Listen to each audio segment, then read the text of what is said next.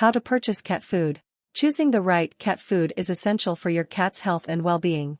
Here are some guidelines to help you make informed decisions when purchasing cat food. Number 1. Examine the packaging. When you are purchasing food for your cat, always choose a bag or can that does not have any visible damage. For example, avoid bags that have rips, tears or discoloration, and cans that have been dented. Damage to the bag could indicate that the food has been exposed and contaminated. Number 2. Check the expiration date. Both dry and wet cat food will have an expiration date stamped on the original container. When purchasing cat food, you should always read the label to make sure that the food is not expired or soon to be expired. Make sure you refer back to this date before you feed your cat and discard any food that is past the expiry date.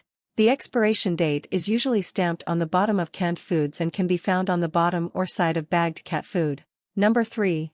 Purchase small packages of food. Once you open dry cat food, it should be consumed within 4 to 6 weeks. As a result, it is a good idea to buy your cat food in small bags. This will help to ensure that your cat is receiving fresh food. If you have multiple cats, you may want to consider a larger bag of cat food. Thanks for watching my videos. Please subscribe, like, and share.